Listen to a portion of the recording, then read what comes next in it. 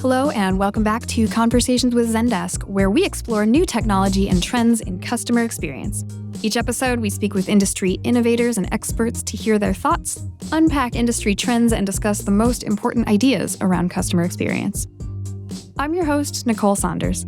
Today's conversation is with Jeremy Kingsley, a senior manager at Economist Impact and regional practice lead for technology and society in Europe, the Middle East, and Africa.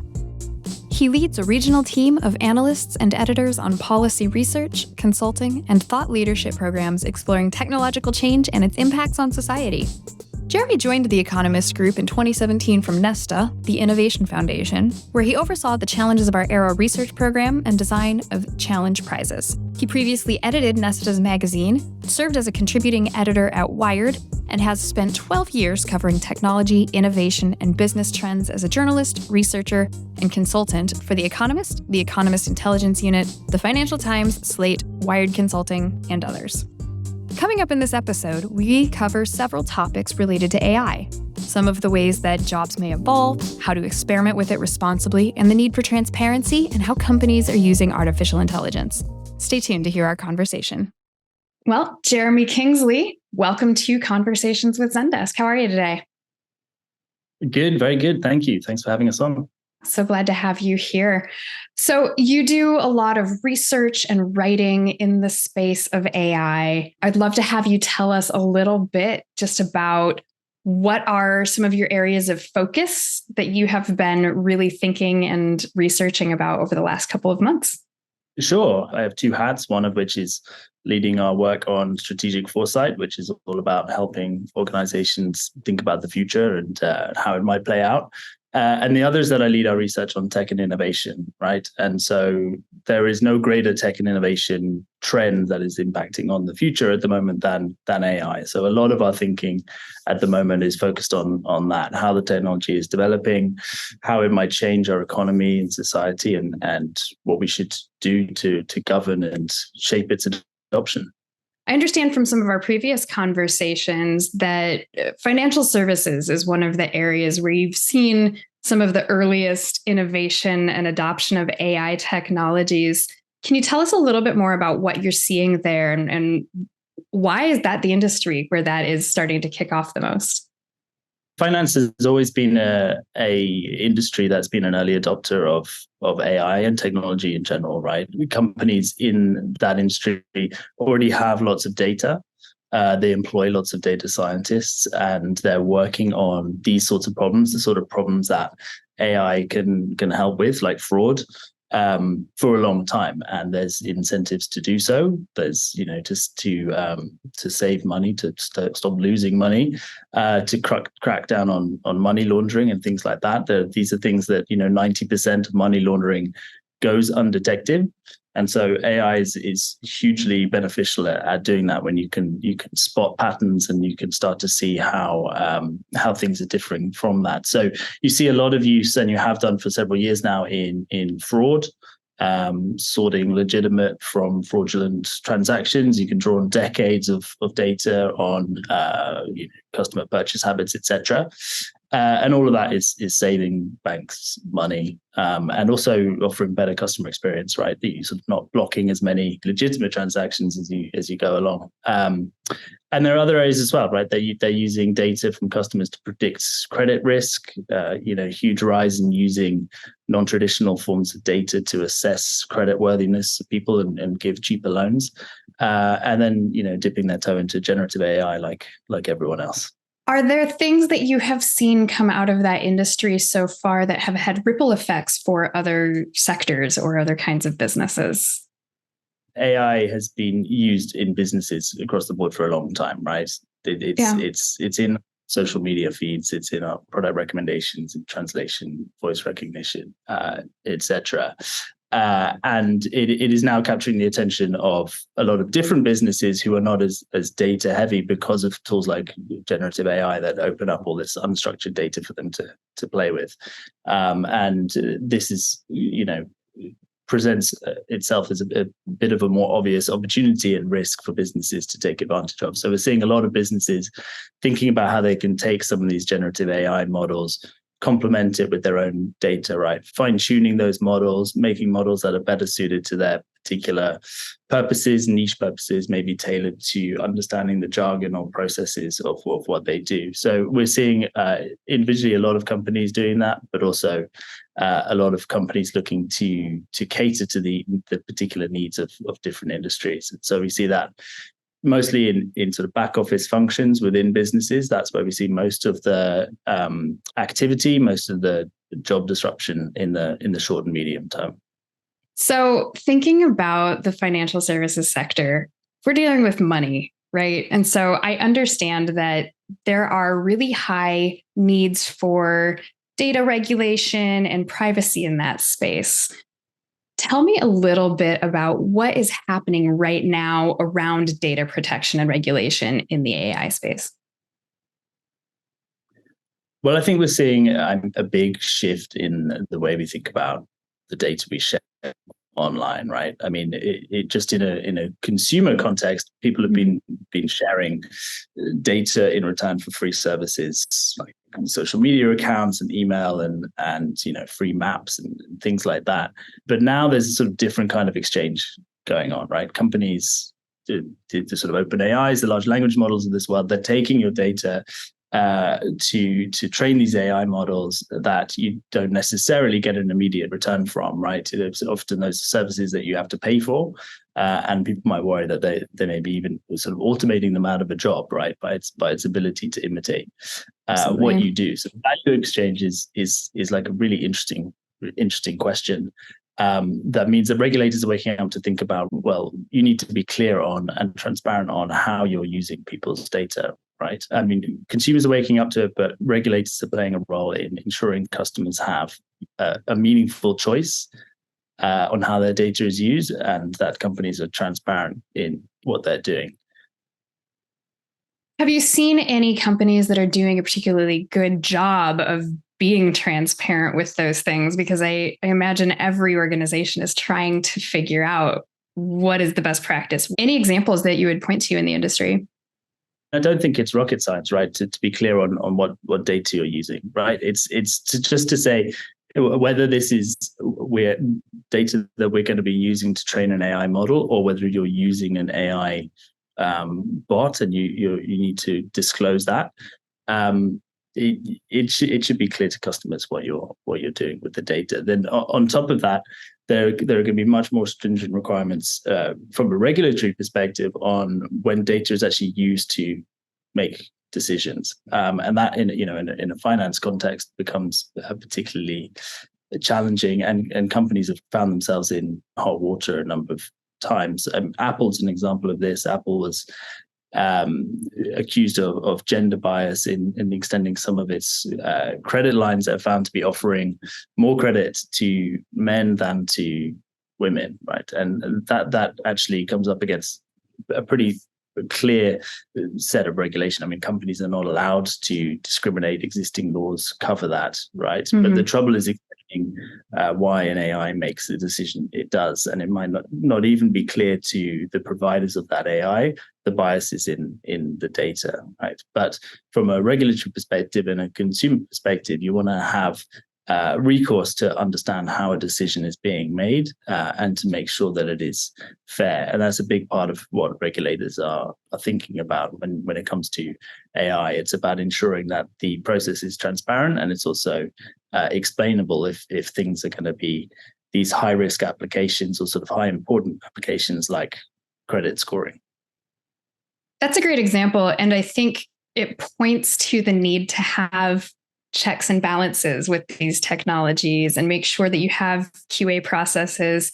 Even if you're not as highly scrutinized a field as financial services, we do want to make sure that we're checking the outputs of these technologies and that they're correct and they're serving our customers appropriately. Your example of Apple makes me think about how this impacts companies that are global, right? Larger organizations. And I know that there are different kinds of data regulations in the US versus the European Union, even versus some of the countries in Asia.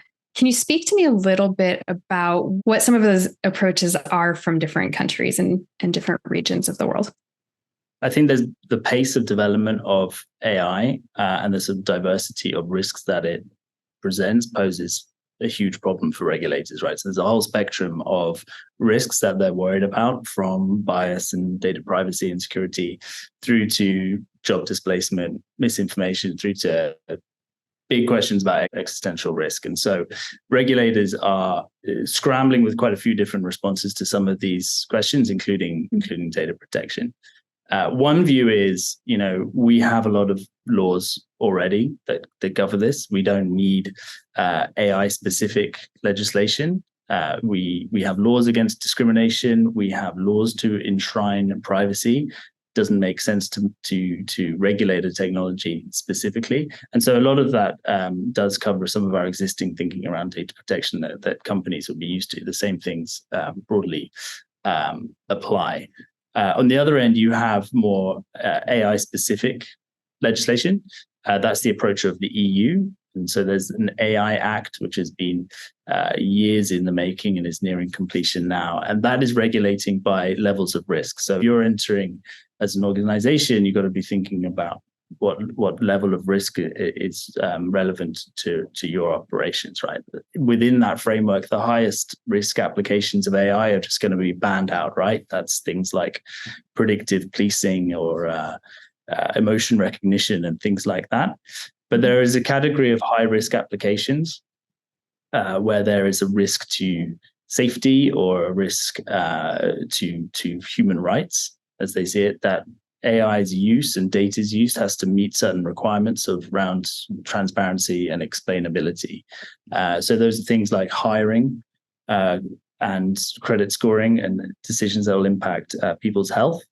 All of those decisions can't be made exclusively with an AI without high standards of explainability and transparency. And that is, given the way the technology works, actually a pretty high bar to reach, just because it's inherently quite difficult to look under the hood into the black box and understand how the technology reaches a decision.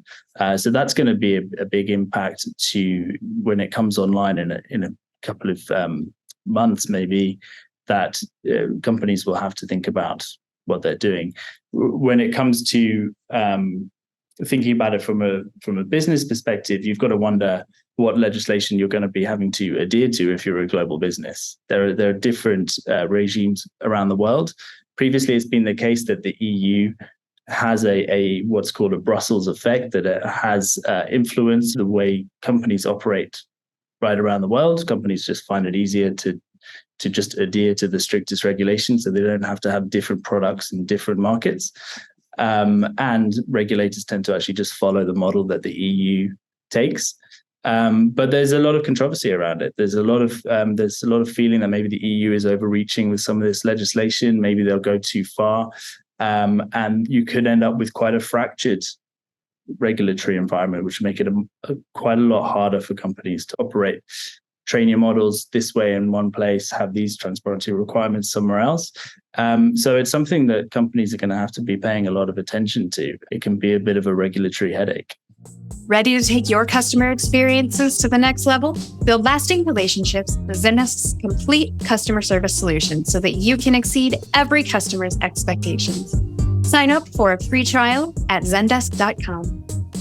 From what you have seen so far, do you see that businesses are taking these things into consideration, or is the excitement and the momentum behind AI driving people to start to implement things and then have to go back and review everything to make sure it's been done properly and securely? Well, you're definitely seeing this land grab for data, right? And that is getting some companies into hot water. You can see the value that it can present, but you've seen what happened to Zoom. They got into a lot of trouble recently for revealing that they were going to use the data, the transcripts from your private conversations, to help train its AI model for purposes that were not even clear. I don't think even they would be clear on how they might plan to use it in the future.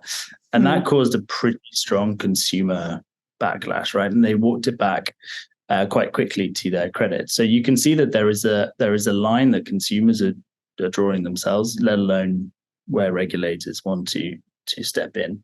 The consumer feelings are the things that you should be paying attention just as much to. But overall, the regulatory principles are going to be clear on this as well. It's pretty clear. You just need to be transparent on how AI is used, when content is going to be AI generated, when people are interacting with the robot, and particularly if a decision is going to be made by an AI. And if you're going to be using your own data, you've just got to be aware of things like the bias that might be inherently there, and when you might be discriminating as a result. So, of course, a lot of this sounds like the kinds of things that companies would service in a terms of service. But we also know that most people don't read those super closely. They click, yeah, okay, accept, let's go on and use the technology. Do you think it's important that companies find other ways to make it more apparent? For example, marking on a chat bot, hey, you're talking to an AI right now. This isn't a human, or those kinds of things. What do you think the level of transparency and consumer friendliness of that transparency? What seems to you to be the right level for that? I think just intuitively, you want it to be not hidden away in the terms of service. And in fact, the way the regulators say about it is that it needs to be a meaningful choice, and it needs to be meaningfully made apparent. It can't be hidden in the terms of service that you're doing these kinds of things. Certainly, if you're going to be taking data from others. So yes, you want to be crystal clear on when these things are being used in that way. It sounds like organizations may have to start to develop new teams and new competencies around how to regulate, how to QA these technologies. Have you seen any of that kind of activity happening so far, or are most organizations leaning into their existing legal teams and things like that right now?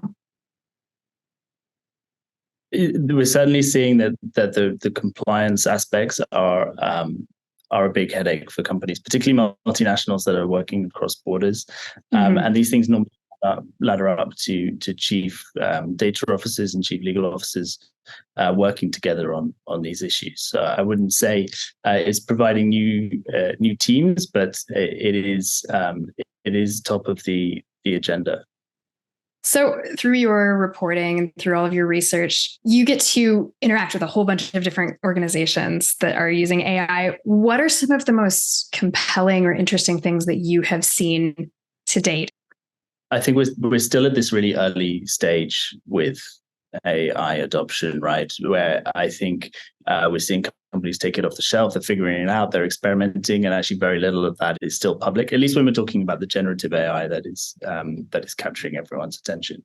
I think it's interesting and going to be more disruptive when we're thinking about generating new products, new business models, and things like that. And the examples where you see that seems to be where companies themselves are more under threat by the threat of AI, right? And they're having to pivot what they're doing to create something new. So there are several examples in the education space. You've seen companies like Duolingo, who create a learning platform for learning languages. They've felt that they're under threat from these generative AI models and have pivoted to create a kind of virtual tutor. Khan Academy has done a similar thing. And in fact, I don't know if you know the learning platform Chegg, which has a terrible name, but seems to be basically a platform for cheating on your homework. But that used to be a platform that was, allowing students to pay to have someone write their term paper, and that was something that was completely thrown into crisis by the advent of ChatGPT, because why would you pay for that when you can just use ChatGPT to write a exam paper for you?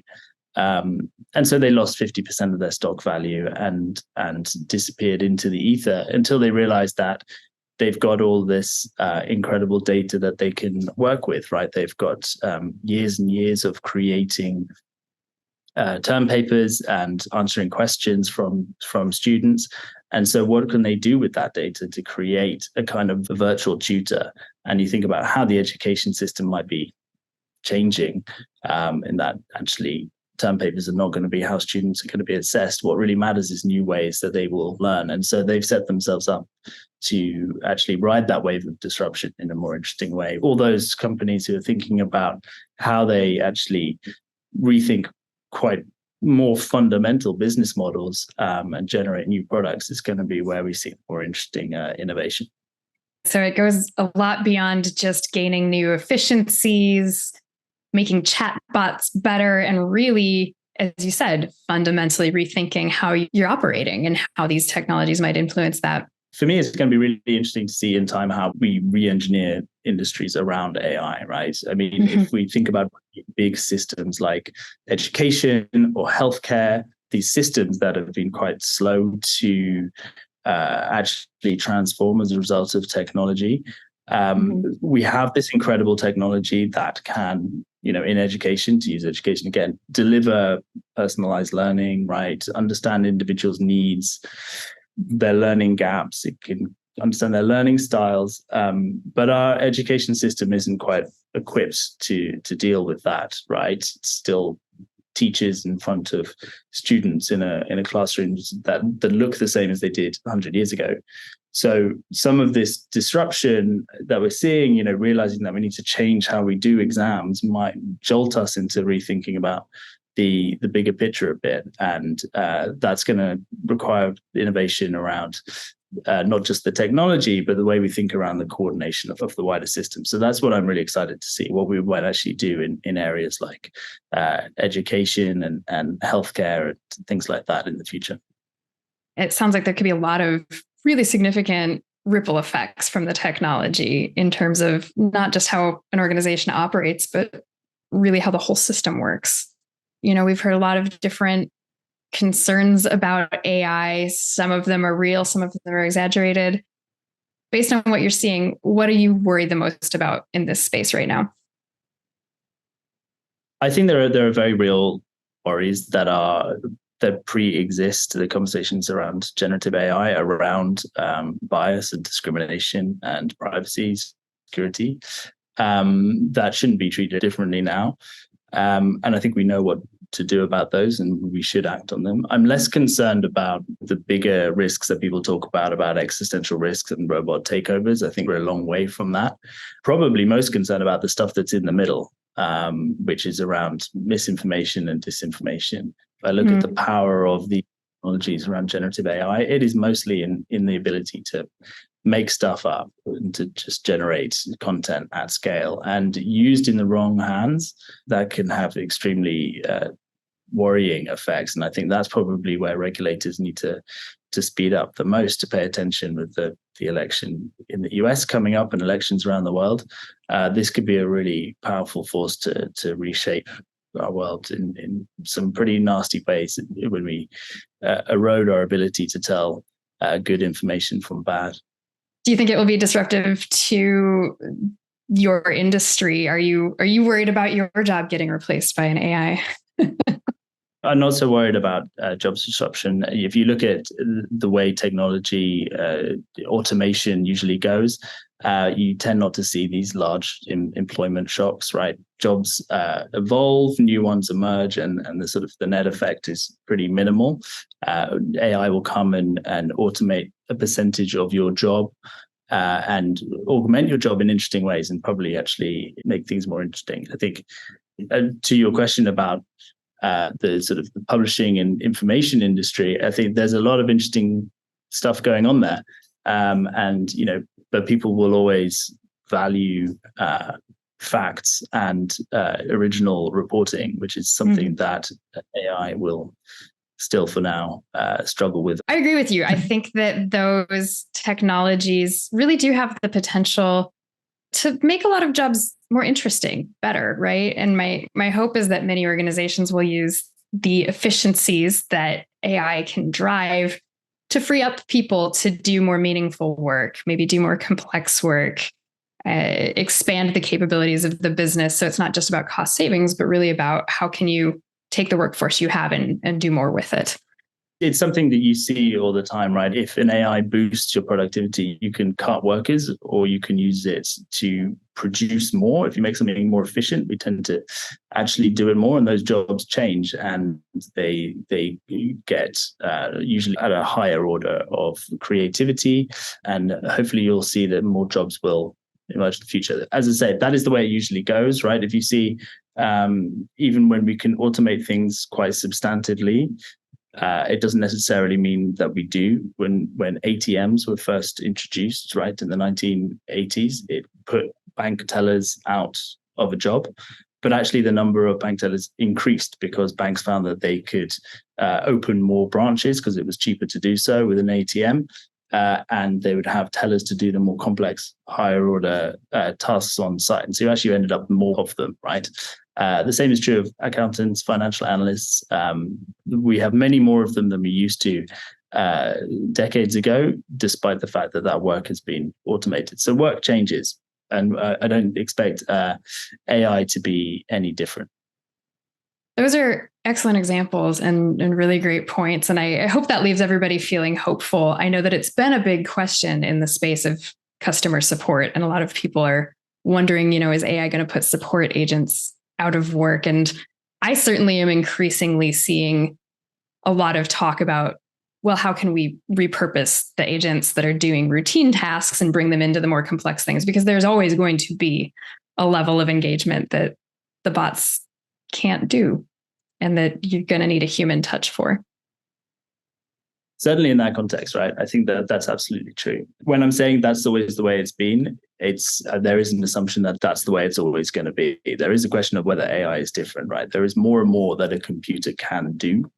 And there's less and less higher order, more complex work for us. So maybe the negative view is that we hit a ceiling, right? That, even though our human needs are infinite, our capabilities aren't in some way. I think one of the reasons it's unnerving is that you can see which jobs are at risk, but you can't see so clearly what those future jobs look like.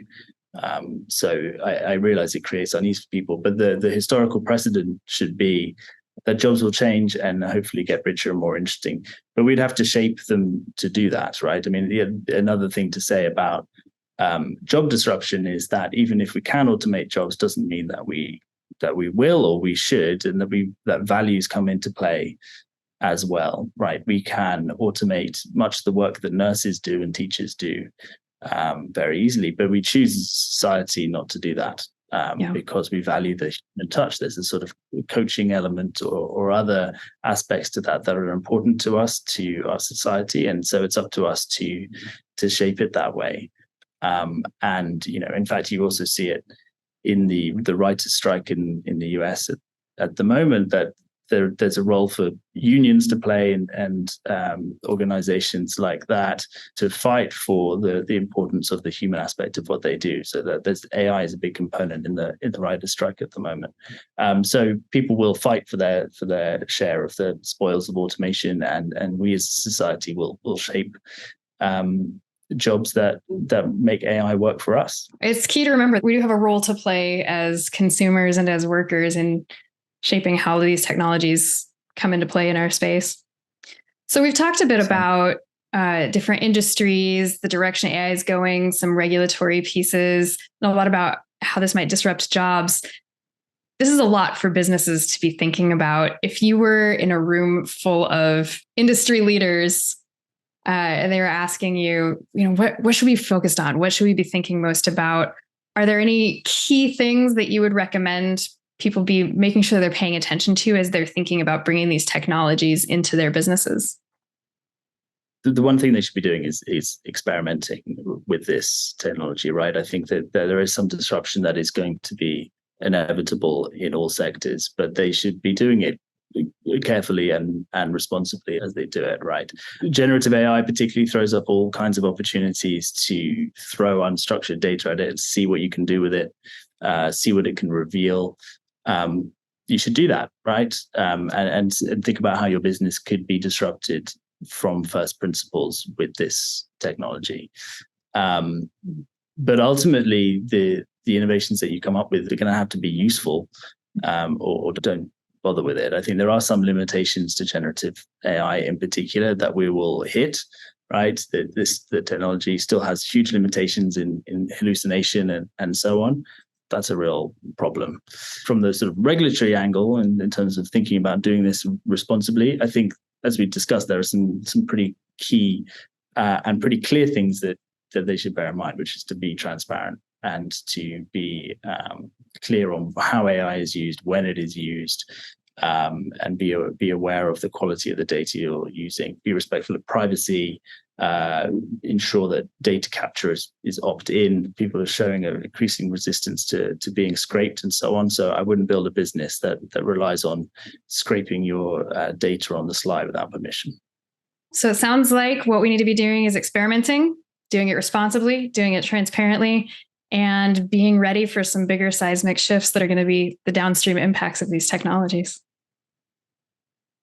100%. Well, thank you so much for joining us today, Jeremy. This has been a fascinating conversation, and I look forward to speaking to you again sometime in the future. Pleasure. Thank you very much for having me on. It's a great conversation. In our next episode, I'll be speaking with Zendesk's own Paulette Chafe about how IT leaders are approaching AI and what we've learned from a recent survey of IT leaders around the topic. If you enjoyed today's episode, please share it with a friend or colleague, or you could write us a review on Apple Podcasts. Thanks so much for listening and for being a part of our community. You can always join the conversation at zendesk.com/community or connect with other Zendesk users through our user group meetups. Find one for you at usergroups.zendesk.com. Until next time, I'm Nicole Saunders for Zendesk, the intelligent heart of customer experience.